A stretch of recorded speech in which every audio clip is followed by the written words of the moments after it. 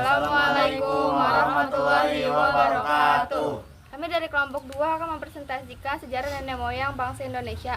Perkenalkan, nama saya Kaisa Wafira sebagai moderator. Perkenalkan, nama saya Abdullah Musyafa sebagai pemateri. Perkenalkan, nama saya Bung Raffiudin sebagai pemateri. Perkenalkan, nama saya Capribuana Agnesia sebagai pemateri. Saya selaku moderator akan membacakan pendahuluan. Latar belakang nenek moyang bangsa Indonesia adalah bangsa Austronesia yang diperkirakan berasal dari daerah Champa, Tiongkok Selatan, dan Kamboja yang kemudian menyebar melalui migrasi jalur rempah adalah sistem perdamaian ribuan tahun lalu yang melintasi Nusantara dan di dunia, menghubungkan berbagai pulau, suku, dan bangsa, dan menjadi sarana pertukaran budaya, diplomasi, serta penyebaran Islam dan kekayaan rempah Indonesia seperti cengkeh, pala, dan lada. Pemateri pertama yang akan dibacakan oleh Abdullah Musyafa.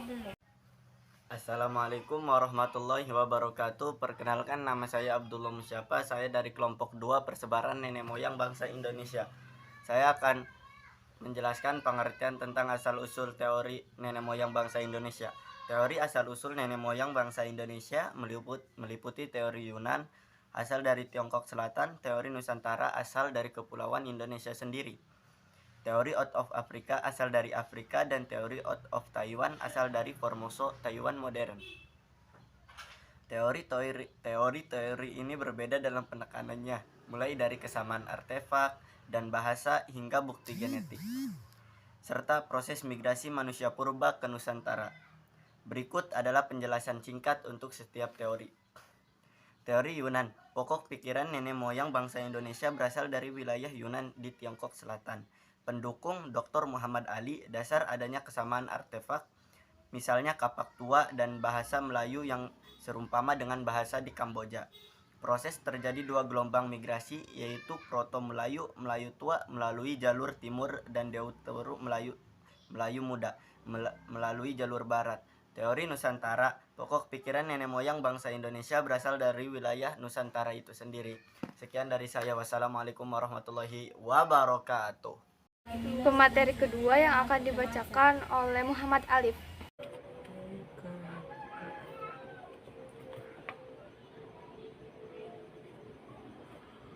Persebaran nenek moyang. Persebaran nenek moyang bangsa Indonesia diyakini berasal dari wilayah Yunan, Tiongkok Selatan, dan kemudian menyebar ke berbagai wilayah kepulauan melalui 2 gelombang migrasi besar, Proto-Melayu dan Deutero Melayu, 2 gelombang nenek moyang. Kedatangan nenek moyang bangsa Indonesia tersebar ke seluruh Indonesia. Persebaran nenek moyang di Indonesia terbagi menjadi 2 gelombang, yakni Proto-Melayu, Melayu tua. Bangsa Proto-Melayu tiba di Indonesia sekitar 2000 sebelum Masehi. Mereka membawa budaya Neolitikum batu baru. Arah persebarannya terdiri dari 2 cabang, yaitu cabang pertama adalah bangsa yang membawa peralatan kapak lonjong dan disebut sebagai ras Papua Melanososid, kemudian menyebar ke Sulawesi Utara, Maluku, dan Papua. Cabang kedua adalah bangsa Proto-Melayu yang disebut ras Austronesia. Ras ini menyebar melalui Melayu, Sumatera, Jawa, Nusa Tenggara, dan pulau-pulau lain. Hasil kebudayaan yang mereka bawa adalah kapak persegi. Bangsa Deutero Melayu, Melayu muda, sekitar tahun 500 sebelum Masehi. Bangsa Deutero Melayu tiba di Kepulauan Indonesia. Kedatangan mereka tidak serta-merta hanya singgah, melainkan juga menetap. Pemateri ketiga yang akan dibacakan oleh Bung Raffiudin. Assalamualaikum warahmatullahi wabarakatuh. Perkenalkan, nama saya Bang Raffiudin dari kelompok 2 persebaran nenek moyang bangsa Indonesia. Saya akan menjelaskan tentang nenek moyang bangsa Indonesia. Nenek moyang bangsa Indonesia adalah Austronesia yang datang dalam 2 gelombang utama, Proto-Melayu, Melayu tua, sekitar 1500 sebelum Masehi, dan Deutero Melayu, Melayu muda pada abad ke-400-300 sebelum Masehi.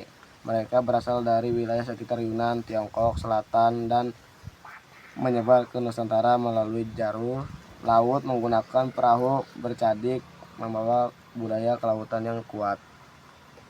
Kelompok nenek moyang Proto Melayu Melayu tua asal diperkirakan datang dari Asia seperti dari daerah Champa dan Yunan. Waktu kedatangan sekitar 1500 sebelum Masehi. Ciri-ciri berkulit kuning kecoklatan, bermata sipit dan berambut lurus. Jalur migrasi melalui jalur barat melalui Sumatera dan jalur timur Filipina Sulawesi. Contoh keturunan suku Batak, Nias, Dayak, Sasak dan Toraja. Diaspora Melayu Melayu muda asal datang dari Indochina bagian utara membawa budaya Dongson. Waktu kedatangan sekitar abad ke-400 sampai 300. Berasimilasi dengan Proto Melayu yang sudah ada di Nusantara. Contoh keturunan suku Jawa, Melayu dan Bugis. Budaya nenek moyang. Sekian dari saya. Assalamualaikum warahmatullahi wabarakatuh. Pemateri keempat yang akan dibacakan oleh Ica Tribuan Agnesia. Saya akan membaca materi keempat, yaitu ciri-ciri kehidupan nenek moyang bangsa Indonesia. Ciri-ciri kehidupan nenek moyang bangsa Indonesia ditandai oleh berburu dan meramu, ketergantungan pada alam, penggunaan alat-alat sederhana dari batu hingga logam, keahlian dalam lautan, serta kepercayaan animisme dan dinamisme. Kepercayaan animisme adalah kepercayaan kepada roh, tempat, atau jiwa yang terpisah. Sedangkan kepercayaan dinamisme adalah kepercayaan kepada benda mati yang dipercaya dapat menentukan keberhasilan dan kegagalan. Mereka hidup secara nomaden awalnya, namun berpindah ke tempat yang lebih menetap seiring perkembangan bertani dan bercocok tanam. Dan adapun ciri fisik, budaya, dan sosial yang khas dari kehidupan nenek moyang. Ciri fisik kehidupan nenek moyang itu sangat beragam, namun secara umum mereka memiliki wajah Asia Tenggara, tubuh sedang, serta kulit sawo matang. Sedangkan budaya mereka memiliki sistem sosial yang kuat dalam kelompok kekerabatan dan kepercayaan kepada roh dan kekuatan alam, serta keahlian dalam seni dan kerajinan. Materi kelima yang akan dibacakan oleh Syefi Bahrudin. Perkenalkan, nama saya Syefi Bahrudin sebagai pembaca pemateri 5. Saya di sini akan membacakan hubungan dengan kebudayaan India. Hubungan Indonesia dengan kebudayaan India terwujud melalui akulturasi yang mendalam di berbagai bidang, terutama setelah masuknya agama Hindu Buddha. Melalui perdagangan maritim sejak abad pertama Masehi, pengaruh India tampak jelas pada sistem kepercayaan lokal, sistem pemerintahan kerajaan, perkembangan aksara dan bahasa serta dalam seni arsitektur, ukiran, paatan, sastra, dan pertunjukan. Sekian dari kelompok kami. Assalamualaikum warahmatullahi wabarakatuh.